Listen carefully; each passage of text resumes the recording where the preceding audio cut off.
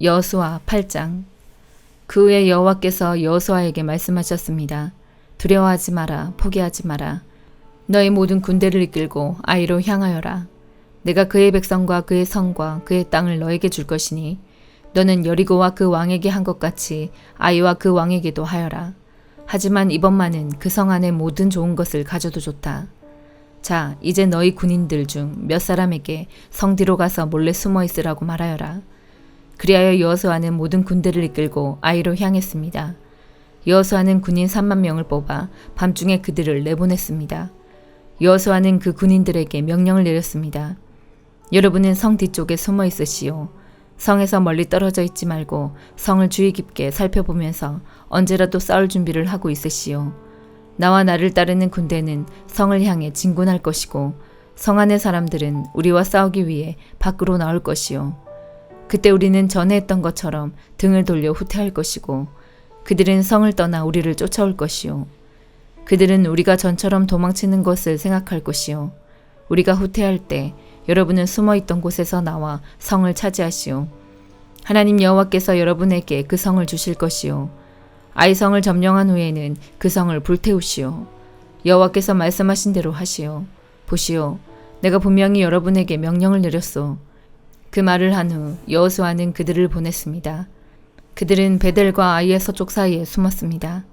그러나 여호수아는 그날 밤 자기 백성들과 함께 진에 머물렀습니다. 여호수아는 이튿날 아침 일찍 일어나서 자기 군대를 불러 모았습니다. 여호수아와 이스라엘의 장로들은 아이로 군대를 이끌고 갔습니다. 여호수아를 따르는 모든 군인들은 아이로 행군했습니다. 그들은 성 앞에서 멈춰선 후 아이의 북쪽에 진을 쳤습니다. 그들과 성 사이에는 골짜기가 있었습니다.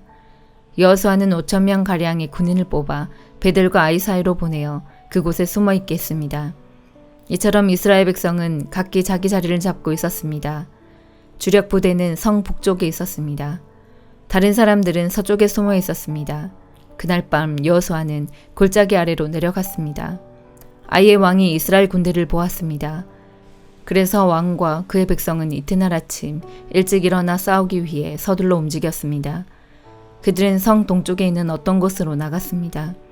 왕은 이스라엘 군인들이 성 뒤쪽에 숨어서 기다리고 있다는 것을 몰랐습니다. 여호수아와 이스라엘의 모든 군인들은 아이의 군대에 쫓겨 후퇴하는 척하며 광야길로 도망쳤습니다. 아이의 군인들은 성을 떠나 여호수아의 군대를 뒤쫓아갔습니다. 아이와 베델의 사람들은 한 명도 남지 않고 모두 이스라엘의 군대를 쫓았습니다. 그들은 성문을 열어둔 채 이스라엘 군대를 따라갔습니다. 그때 여호와께서 여호수아에게 말씀하셨습니다. 네 창을 아이 쪽으로 치켜들어라. 내가 그 성을 너에게 주겠다. 그래서 여호수아는 자기 창을 아이 성을 향하여 치켜들었습니다. 이스라엘 사람들은 여호수아가 창을 치켜드는 것을 보고 숨어있던 곳에서 나와 급히 성으로 달려갔습니다. 그들은 성으로 들어가 성을 점령하고 재빨리 성에 불을 질렀습니다. 아이 사람들이 뒤를 돌아보니 성에서 연기가 하늘로 치솟고 있었습니다. 아이 사람들은 이쪽으로도 저쪽으로도 도망칠 수 없게 되었습니다. 그때 광야로 도망치던 이스라엘 사람들이 뒤쫓던 아이 사람들을 향해 방향을 돌렸습니다. 여호수아와 그의 모든 사람들은 숨어있던 군대가 성을 점령한 것과 성에서 연기가 올라오고 있는 것을 보았습니다. 그들은 되돌아와서 아이 사람들을 공격했습니다. 숨어있던 사람들도 성에서 나와 같이 싸웠습니다. 아이 사람들은 이스라엘 군대에 포위되고 말았습니다. 이스라엘 사람들은 아이 사람이 한 명도 남지 않을 때까지 쳐 죽였습니다. 적군 중에 살아남은 사람은 아무도 없었고 다만 아이의 왕만이 살아남았습니다. 여호수아의 군대는 아이 왕을 여호수아에게 데리고 왔습니다. 이스라엘 군대는 광야 벌판에서 그들을 추격하던 아이 사람들을 다 죽였습니다. 그들 모두를 칼로 죽이고 다시 아이로 되돌아와 그곳에 있는 사람들을 전부 칼로 죽였습니다.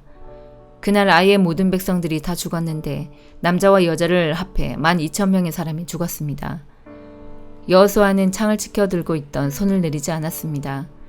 여호수아는 아이의 모든 백성들을 다 죽일 때까지 창을 치켜들고 있었습니다. 이스라엘 백성은 동물들은 죽이지 않고 자기들이 가졌습니다. 또 아이 사람들이 가지고 있었던 물건들도 가졌습니다. 그들은 여호와께서 여호수아에게 명령하신 대로 하였습니다. 그리고 나서 여호수아는 아이 성을 불태웠습니다. 아이성은 쓰레기 더미가 되어버렸습니다. 오늘날까지도 아이성은 그런 모습으로 남아있습니다. 여호수아는 아이성의 왕을 저녁까지 나무에 매달아 놓았습니다. 해가 질 무렵 여호수아는 왕의 시체를 나무에서 끌어내려 성문 아래로 던지라고 말했습니다. 사람들은 그것을 성문 아래로 던진 후 돌로 시체를 덮었습니다. 그 돌무더기는 오늘날까지도 그곳에 있습니다. 그 후에 여호수아는 이스라엘의 하나님 여호와를 위해 에발산에 제단을 쌓았습니다. 그것은 여호와의 종인 모세가 명령한 대로였습니다. 여호수아는 모세의 율법책에 설명되어 있는 것과 같이 제단을 쌓았습니다. 그 제단은 쇠 연장으로 다듬지 않은 자연석으로 만들어졌는데 이스라엘 사람들은 그 제단 위에서 여호와께 태워드리는 제사인 번제와 화목제를 드렸습니다. 그곳에서 여호수아는 이스라엘의 모든 백성들이 보는 앞에서 모세가 썼던 율법을 돌에 새겼습니다. 장로와 지도자와 재판관과 모든 이스라엘 사람들이 언약궤를 가운데 두고 섰습니다. 그들은 그 언약궤를 맨 레위 사람 제사장들 앞에 섰으며 이스라엘 사람들과 이방 사람들도 모두 그곳에 섰습니다. 백성 중 절반은 에발산 앞에 섰고 나머지 절반은 그리심 산 앞에 섰습니다. 그들은 전에 모세가 백성을 위해 복을 빌 때 그렇게 하라고 명령했던 대로 했습니다. 그 뒤에 여호수아는 율법책에 적혀있는 대로 복과 저주의 말씀을 모두 읽었습니다. 이스라엘 사람들이 다 모였습니다. 여자들과 어린이들과 이스라엘 사람들과 함께 사는 이방 사람들도 그곳에 모였습니다. 여호수아는 모세가 준 명령을 빠짐없이 읽었습니다. 시편 139편. 여호와여, 주께서 지금까지 나를 살피셨으니 주는 나를 알고 계십니다. 주는 내가 언제 앉고 언제 일어서는지를 알고 계십니다. 주는 멀리서도 나의 생각들을 아십니다. 주는 내가 나가고 눕는 것을 아십니다. 주는 나의 모든 길에 대해 잘 알고 계십니다. 내가 무슨 말을 하려는지 여호와여, 주는 그것을 다 알고 계십니다. 주는 앞뒤로 나를 둘러싸고 계십니다. 주는 주의 손으로 나를 붙잡고 계십니다. 이것을 안다는 것은 내게 너무도 엄청난 일입니다. 그런 지식은 내가 알기에는 너무도 깊고 오묘합니다. 내가 주의 영을 떠나 어디로 갈 수 있겠습니까? 내가 주가 계신 곳을 떠나 어디로 도망갈 수 있겠습니까? 만일 내가 하늘 위로 올라간다 해도 주는 거기 계십니다. 내가 깊은 곳에 눕는다 해도 주는 거기 계십니다. 만일 내가 새벽의 날개 위에 오른다 해도 내가 바다의 저 끝쪽에 자리를 잡는다 해도 주의 손이 거기서 나를 인도하실 것이요 주의 오른손이 나를 굳게 잡으실 것입니다. 만일 내가 어둠이 확실하게 나를 숨겨줄 것이다 라고 말한다 해도 빛이 내 주위에서는 밤이 된다라고 말한다 해도 어둠이 주께는 어둡지 않을 것입니다. 밤이 낮처럼 빛날 것입니다. 이는 어둠이 주께는 빛과 같기 때문입니다. 주께서 나의 가장 깊은 곳을 지으셨으며 나의 어머니의 뱃속에서 나를 만드셨습니다. 내가 주를 찬양합니다. 이는 내가 신기하고 놀랍게 만들어졌기 때문입니다. 주께서 하신 일들은 놀랍습니다. 나는 그것을 아주 잘 알고 있습니다. 내 몸은 주께로부터 피하여 숨을 수 없습니다. 이는 내가 은밀한 곳에서 만들어질 때에 그러했습니다. 내가 땅의 깊은 곳에서 만들어졌을 때 주의 눈이 아직 형태를 갖추지 않은 내 몸을 보셨습니다. 내게 정해진 모든 날들이 주의 책 속에 기록되었습니다. 이 날들의 하루가 시작되기 전에 이미 기록되었습니다. 오 하나님, 주의 생각들이 내게 얼마나 소중한지요. 그것들이 얼마나 크고 많은지요.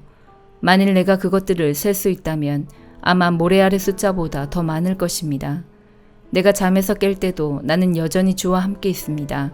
오 하나님, 주님은 반드시 악한 자들을 죽이실 것입니다. 피에 굶주린 사람들이여 내게서 떠나십시오. 그들은 악한 의도로 주에 대해 말합니다. 주의 원수들이 주의 이름을 욕합니다. 여호와여, 주를 미워하는 자들을 내가 어찌 미워하지 않으며 주께 대항하는 자들을 내가 어찌 싫어하지 않을 수 있겠습니까? 내게는 그들에 대한 미움만이 있을 뿐입니다. 나는 그들을 나의 원수로 생각하고 있습니다. 오 하나님, 나를 살피시고 나의 마음을 알아주소서. 나를 시험하시고 나의 뜻을 살펴주소서. 혹시 내 안에 무슨 악한 길이 있는지를 살피시고 나를 영원한 길로 인도해 주소서. 예레미야 2장. 여호와께서 나에게 말씀하셨다. 가서 예루살렘을 향하여 외쳐라. 주 여호와의 말이다. 네가 젊었을 때에 너는 내게 충성하였고 신부처럼 나를 사랑하였다. 아무것도 심은 적이 없는 메마른 광야에서 나를 따랐다. 이스라엘 백성은 거룩하여 내 소산 중에 첫 열매 같았다. 이스라엘을 해치려 하는 사람은 벌을 받아 재앙이 그들에게 닥쳤다. 나 여호와의 말이다. 야곱의 집과 이스라엘 백성의 모든 백성아, 여호와의 말씀을 들어라. 여호와께서 이렇게 말씀하셨다. 내가 너희 조상에게 무엇을 잘못했기에 나에게서 멀리 떠났느냐. 그들은 헛된 우상을 섬김으로 스스로 헛된 사람이 되었다. 너희 조상은 우리를 이집트에서 이끌어내신 여호와, 광야 가운데서 메마르고 험한 땅에서, 어둡고 위험한 땅에서, 아무도 다니지 않고 아무도 살지 않는 땅에서 우리를 인도해내신 여호와께서 지금은 어디에 계시는가 하고 묻지도 않는다. 나는 너희를 기름진 좋은 땅으로 인도하여 그 열매와 곡식을 먹게 했다. 그런데 너희는 내 땅으로 들어와서 그 땅을 더럽히고 그곳을 역겨운 곳으로 만들었다. 제사장들은 여호와께서 어디에 계시는가 하고 묻지도 않고, 율법을 다루는 사람들은 나를 알지도 못한다. 지도자들은 나를 배반하고 예언자들은 바알의 이름으로 예언한다. 그들은 아무런 유익이 되지 않는 우상을 섬긴다. 그러므로 내가 다시 한번 너희를 책망하고 너희 자손을 책망할 것이다. 나 여호와의 말이다. 너희는 바다를 건너 기띔 섬에 가보아라. 게달 땅에 사람을 보내어 이런 일이 일어난 적이 있는지 자세히 알아보아라. 어느 나라가 자신들의 신을 다른 신으로 바꿨느냐? 물론 그들의 신은 진짜 신이 아닌데도 말이다. 내 백성은 영광의 하나님을 아무 쓸데없는 우상들로 바꾸어 버렸다. 하늘아, 이 일을 보고 놀라라. 큰 두려움으로 떨어라. 나 여호와의 말이다. 내 백성이 두 가지 죄를 지었다. 그들은 생명수 샘인 나에게서 멀리 떠났고 스스로를 위하여 우물을 팠다. 그러나 그것은 물을 담지 못하는 터진 우물이다. 이스라엘 백성이 노예가 되었느냐? 어찌하여 그들이 노예로 태어난 사람과 같이 되었느냐? 왜 그들은 원수들에게 모든 것을 빼앗겼느냐?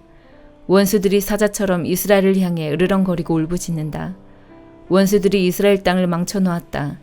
이스라엘의 성들은 불탔고 모든 백성은 그 성을 떠났다. 놉과 다바네스 같은 이집트의 성에서 온 사람들도 네 머리를 밀어 너희를 욕보였다. 이런 일은 네 스스로 불러들인 것이니 이는 너희 하나님 여호와가 네 길을 인도하는데도 나를 버리고 떠났기 때문이다. 이제 네가 이집트로 가서 시올 강물을 마셔보아야 아무 소용이 없다. 아시리아로 가서 유프라테스 강물을 마셔보아도 아무 소용이 없다. 네가 저지른 악이 너를 벌하고 네가 저지른 잘못이 너를 꾸짖을 것이다. 네 하나님 여호와를 떠나는 것은 참으로 무서운 죄이며 네가 나를 두려워하지 않는 것은 큰 잘못이니 생각해보고 깨달음을 얻도록 하여라. 주 만군의 여호와의 말이다.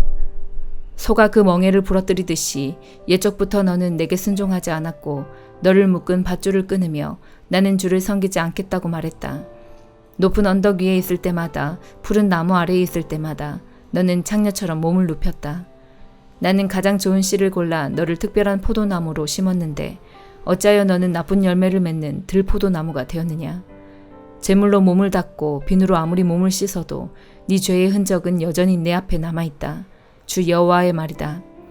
네가 어찌 나는 죄가 없다. 나는 바알 신들을 섬기지 않았다고 말할 수 있느냐?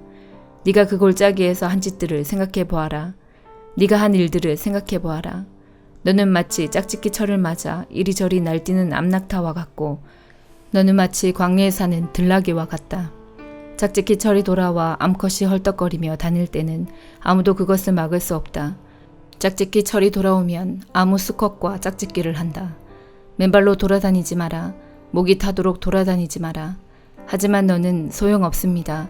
나는 다른 신들이 좋습니다. 그들을 따라가겠습니다. 하고 말했다. 도둑이 도둑질하다 붙잡히면 부끄러움을 당하듯 이스라엘 백성도 부끄러움을 당할 것이니 왕과 신하들, 제사장과 예언자들이 부끄러움을 당하게 될 것이다. 그들은 나무로 만든 것을 보고 당신은 나의 아버지라고 말하며 돌로 만든 우상을 보고 당신이 나를 낳았다고 말한다. 그들은 나를 바라보려 하지 않고 내게서 등을 돌렸다. 그러나 재앙을 당할 때 말하기를 일어나 우리를 구해주소서라고 한다. 네가 만든 우상들은 어디 있느냐? 네가 재앙을 만나거든 그 우상들에게 너를 구해달라고 해라. 유다 백성아, 네가 사는 성만큼 네 우상도 많구나. 너희가 어찌하여 나와 다투려 하느냐?